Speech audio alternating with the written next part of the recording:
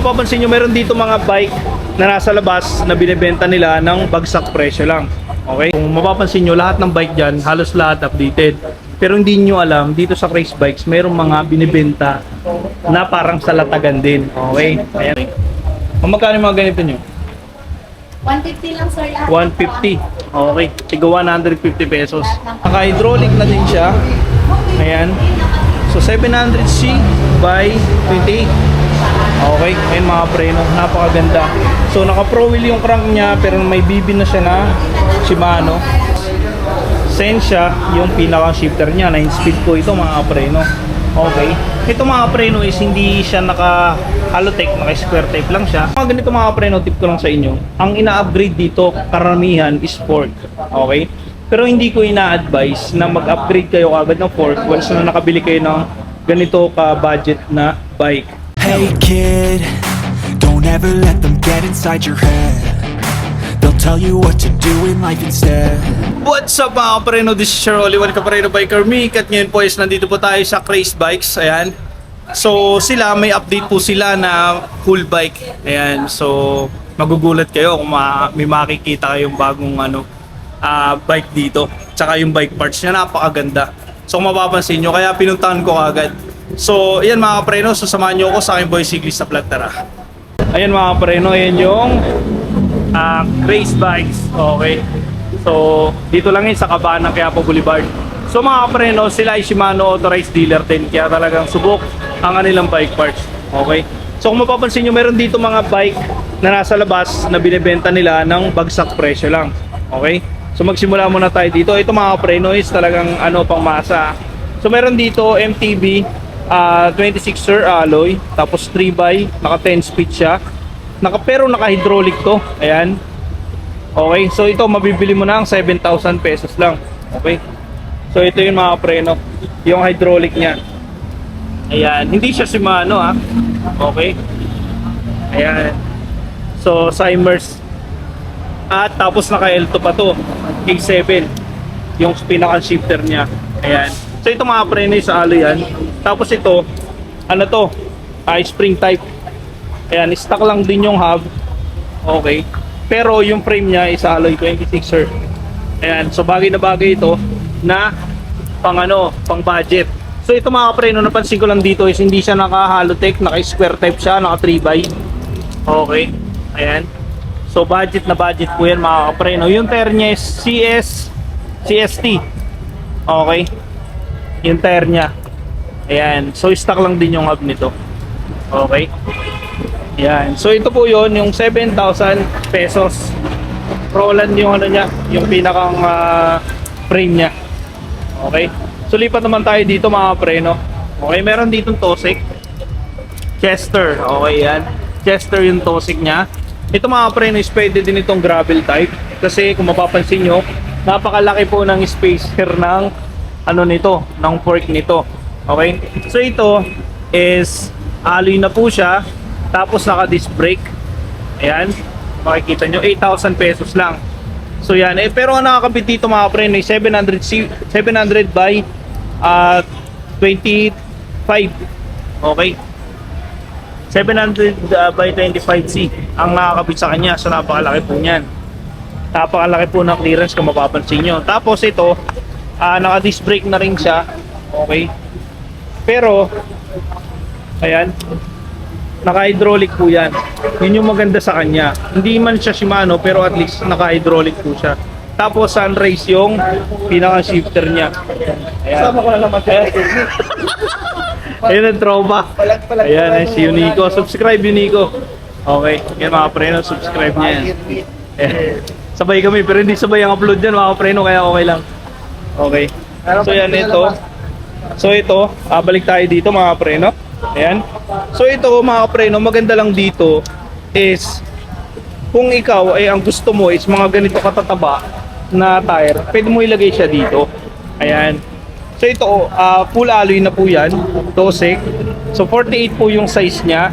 Naka 1x lang po siya, hindi po siya naka-halotech, square type lang po yan. Ayan. Kung may upgrade kayo dyan, pwede nyong ipa-halotech yan. Mas gagaan yan kasi mabigat yung square type. Okay, so makukuha mo lang ito ng 8,000 pesos. Ayan, so lipat tayo dito mga preno.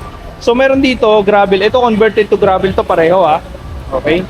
So ito gravel type, literal, kasi makapal yung kinabit na gulong sa kanya.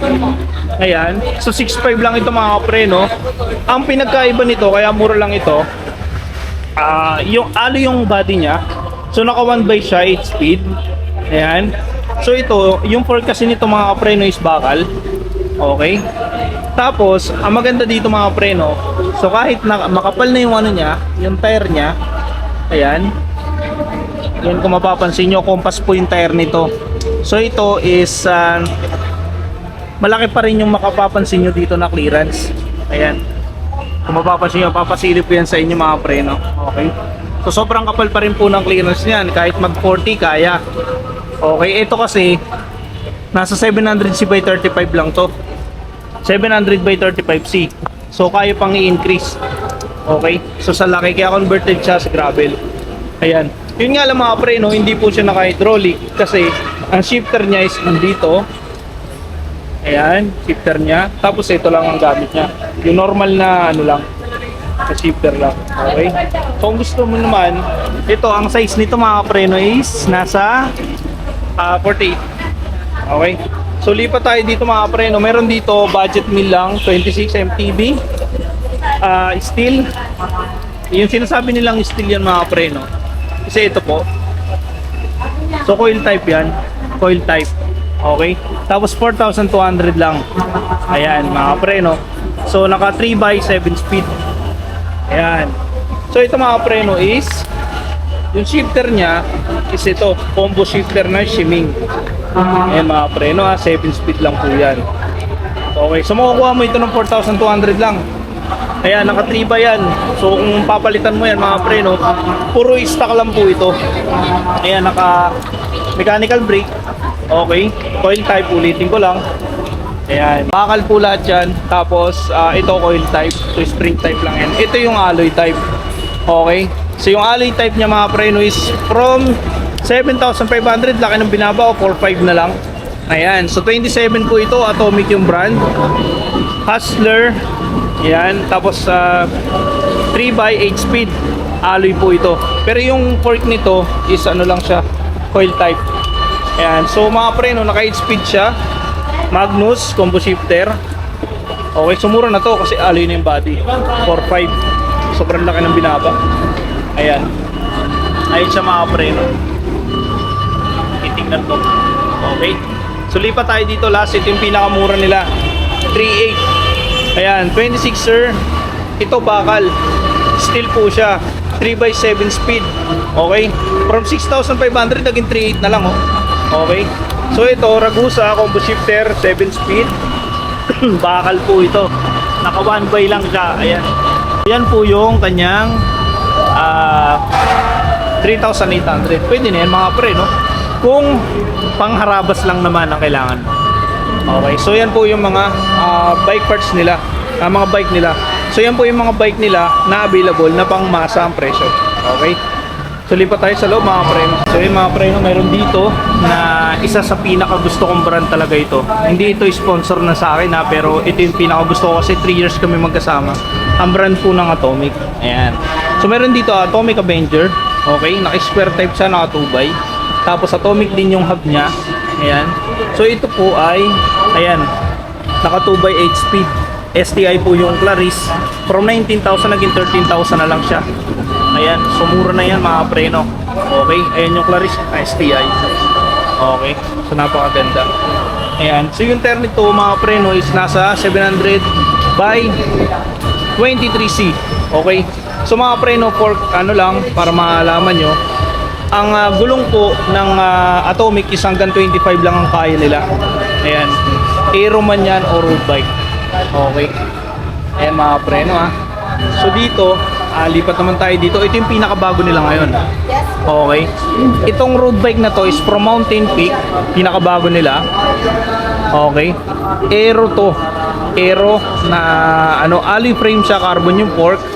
Ayan, tapos ito mabibili mo ito sa 36,000 pesos. Okay, so sa 36,000 pesos na yan, alam nyo kung bakit. Ito yung reason. So ito mga preno is naka 105 na siya. Okay, kung mapapansin nyo. Ayan. So ito mga preno is aero nila. Ito yung aero ng bago ng Mountain Peak ngayon. Ayan, meron kasi naglabas dito na ito hydraulic na to ma'am, no? Okay, may naglabas kasi dito na hydraulic na pero hindi 105 yung nakakabit. So ito mga preno is updated na siya. So naka ano na siya, Halotech na. Ayan, Shimano yung BB niya. Yun nga lang, naka pro wheel pa yung crank niya. Okay? So yung FD niya, RD niya is 105 na. Ayan. So kung i-upgrade mo lang to, palitan mo lang ng 105 yung crank. Okay? So ito mga pre, no, medyo malaki ang sukat kasi nito eh. Okay? Mama, anong sukat po nito? 50. 50. Okay. So mahaba, malaki. Lipat tayo. Ito naman, iba naman to. Striker. So ito naman mga pre, no, unang pero una-una kasi ilabas tong ano, Striker 3000. Ito yung Striker 3000 2024 ng Mountain Peak. Pangalawa ito yung pinaka-latest, yung may 105. Okay? So ito mga pre, no, mabibili mo lang siya ng ano, 28,000. Ayan mga pre, no. So titingnan natin yung specs niyan. Yung specs nito is ayan mga pre, no, yung specs niya. Ayan. So naka 2x9 speed siya, 28,700C, alloy na po yan. Pero ito mukhang carbon kasi yung ano niya, pero alloy lang yun. Ayan mga pre, no. Tapos ang STI nito is Sora. Ayan. So as usual, naka-ano pa lang kasi siya, naka-square type siya. Pero kung gusto mo i-upgrade yan, yung FDRD kasi nito, naka-Sora na. Okay, 9 speed siya. So kung gusto mong gawing Halotech yan, palitan mo yung crank. Kasi naka-pro wheel pa yan eh, square type. Pero pwede mong lagyan ng Halotech. Ayan mga pre, no? So ito ang astig dito kasi 28,000 mo lang makukuha yan. Ayan. So yan po yung ano, ang available nila dito is size 48. Ayan mga preno yung Mountain Peak niya. Ayan. So ayan mga preno, inuna ko yung mga update na product. So mapapansin nyo, lahat ng bike dyan, halos lahat updated.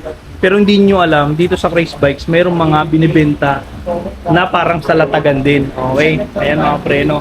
So yung mga hub niyan, 200 na lang daw yan, kahit ano yan. So itong mga price dito, 300 pababa. Okay? Yung mga hub niya, mga ganito. Oh. Ayan, mga pang disc brake. Ayan. So tig to 200 po yan. Ito, yung mga caliper nila dito is tig 100 na lang. 150 pala, sorry. Yung mga tig 150. Yan lahat. Okay. Tapos yung mga seat post sila, puro alloy. Ma'am, yung mga seat post niyo, ma'am. Mga ganito seat post. Ayan, 250 lang sir. 250 pesos mga seat post nila. Ayan, puro alloy. So meron dito rim brake. Rim. Ano size nito? 26. Okay, may rim dito, 26. Magkano po dito? 500. 500 pesos. Okay. Isa lang po yun. Okay. Kada isa 500. So meron dito 3 piraso kung gusto nyo. So pagdating naman, meron silang mga rahis dito na binibenta. Ayan, mga rahis na yan. Stainless. Ayan. Magkano po yung mga stainless? Ayan, 200 to. Yung mga ganun po. 100 na lang po yan. Ayan mga preno, 100 na lang. Pero ito mga tig 200 yan. Okay. Ayan, tig 200 pesos po yan. So napakadami dito mga preno. Kung mahilig kang ano, maghanap ng mga mumurahin, meron dito. Yung mga crank dito, mga square type oh. Square type na crank, tig 3x. Ayan. Okay. Pag mga crank mo, magkano? 150 lang sir lahat. 150. Okay. Tiga 150 pesos. Okay, lahat ng crank yan, kahit ano. Mga tig 3x. Pero mga square type lang kasi mga nandito. So yan mga pre, no, isa yung mga latagan na yan. Latagan sa loob ng bike shop. Napakadami. Ayan, oh. Around 300 lang ang presyo. Okay? So isa sa mga bago nila dito, sa mga updated nila is meron na rin silang MTB na jackal. Pero naka-hydraulic po yan. Okay? So makukuha nyo yan ng 8,500. Ayan. So ito mga pre is 29, napakalaki. Okay? Yan, so yung X-Spark, yung hydraulic niya. Tapos, Sensia, yung pinaka-shifter niya, 9 speed po ito mga preno. Okay. Ito mga preno is hindi siya naka-Halotech, naka-square type lang siya. Pero jackal siya, yung tatap. Okay. Ayan. MX-9, yung RD niya. Okay. So ito, perfect na perfect itong pangharabas lang kung gusto nyo. Pero yung ano niya, fork niya is, ano lang to, spring type. Ayan. So 8,000 ni, 500. Sa 8,500 yun, mga kapreno. Solid na solid to kasi naka-hydraulic na yan. Okay. So isa to sa pinaka-update nila. Ayan. Jackal hydraulic. Ayun mga preno, tuloy-tuloy tayo. So meron dito MTB, so Trinks. Ayan, so naka 1 by siya 8 speed, tapos mechanical brake naman ito. Pero makukuha mo siya ng 9,000. Ayan. So yung mga preno is lamang kasi yung, kung mapapansin nyo, kung baga sa Jackal, kapag pinagbangga natin sila, mas lamang yung Trinks kasi. Okay. So ito, yung fork nito mga preno is may lock-in lockout din. Pero ito ay spring type, coil type po yan. Ayan, so yung nabanggit ko kanina mechanical brake po yan. Yung hub niya is yung hub niya is po ay naka-stock lang siya. Ayan. So ito mga preno, ang ganda ng design ng ng Trinks dito. Ayan. Sobrang ganda ng design ng niya. Yung niya kasi parang naka-bend siya na gano'n, no? Ang ganda. Naka-square type po siya. Ayan. Tapos naka 1 by. Okay, torny yung RD niya. Ayan. So napakaangas ito mga preno kasi kahit ganito yan, ang maganda dito batalya talaga. Parang batalya talaga ang binili mo dito. So 9,000. Napakaangas. Okay, so 26 lang to. 26 sir, maliit lang siya. Ayan, kung as usual, nababanggit ko kanina, kung gusto niyo i-upgrade yan, pwede niyo palitan to ng Halotech, ipa-Halotech nyo kasi naka-square type pa lang to eh. Pero ang liit nung niya, crank nasa 24 tip yan. Ayan, so ito 9,000 pesos. Ayun mga preno, meron dito na 27.5 alloy. Ayan, pero ito mga preno, naka-hydraulic ito, hindi nga lang Shimano. Okay. RSX, pero naka-Shimano yung shifter niya. Ayan. Kung mapapansin nyo. Tapos, ito, mga preno, is naka 3 by 8 speed. Okay. Tapos, mura lang siya, 10,000 lang siya. Pero, sa 10,000, tapos naka-hydraulic ka, pwede na. Okay. So, mga ganito mga preno, tip ko lang sa inyo. Ang ina-upgrade dito, karamihan, is fork. Okay. Pero hindi ko ina-advise na mag-upgrade kayo agad ng fork once na nakabili kayo ng ganito ka-budget na bike. Kasi, una sa lahat, binabudget nyo yan. Ang maganda niyan, kung magpapalit kayo ng fork is kapag luma na, yung tipong sira na hindi na talaga siya pwedeng gamitin. Ang may advice ko sa inyo mga preno, laspagin nyo muna. Okay? So karaniwan kasi sa mga mabibili yung bike is lang siya, naka-coil type lang po. Okay? Bakal po ito, so mabigat siya. Kung gusto mo, marami naman kasing mga bumibili ng bike na ang ginagawa is kino-convert nila agad sa air fork. So magkano kasi ang air fork kung bibili ka? Nasa 2,000 plus na yun, di ba? So yun lang, advice ko lang sa inyo mga preno. Pero kung halimbawa may budget ka, okay lang, palitan mo to. Tapos kunin mo yung batalya niya, which is alloy naman siya. Okay? So balik tayo dito mga preno, ito 27.5. Ayan. So una sa lahat, naka 3 by po siya, hindi siya naka Halotech. Okay, naka 3 by po siya, hindi po siya naka Halotech. Naka square type lang po yan. So masasabi ko stock lang po yung crank nito. Pangalawa, ito yung hub nito stock lang din. Okay. So ito mga preno is May sulat na? 8 speed po ito. Ayan, so mga preno. Okay. So naka-torny yung RD niya. Ayan. So ito, nakakenda naman yung tire niya. Pwede na. Bawing-buhay ka na doon. At saka Trinks naman po ito. Okay. So sa looban ng 10,000, kung ako ang bibili nito, papalitan ko yung fork nito at saka yung nito, yung crank nito, i-upgrade ko. Kung ako lang. Kasi yung frame nito maganda na, naka-internal cabling na po siya. Okay? So ito po ay 10,000 pesos lang. Ayan. Ayan, so mga kapreno, may napansin ako dito mga frame. Ito mga kapreno ay hindi ko nakikita dati. So ang pinagkaiba nito sa ibang frame, ito po ay full sus. So wala siyang mga spring na nakalagay sa gitna. So syempre, pag bibili ka ng mga full sus, ng mga spring is may sukat po yan. Okay? So ito, ang size nito is 26 pero binibenta lang nila ng 12,000. Ayan. So tatanong natin kay ma'am kung ito ay nabibili lang ng walang spring. Kasi yung spring nito nabibili.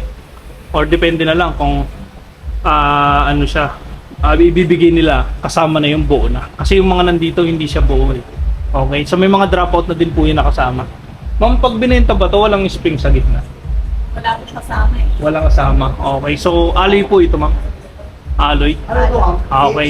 Ayan mga pre, no? So wala siyang spring sa gitna. Okay, pero kung pag bumili kayo dito, syempre, so sa dami niyan, kung halimbawa nagustuhan niyo, gusto niyo magbuo ng pulsos na budget, ito kasi budget na to, 12,000 lang. Tapos, itanong niyo na lang sa kanila kung ano yung pwedeng size na ilagay doon sa gitna, yung spring na gusto niyo. Kaya pwede niyo string kabitan ng ano yan, yung may hangin sa gitna. Okay. Ayan mga pre, no? So yan yung ano nila, 12,000 lang siya. Ayan.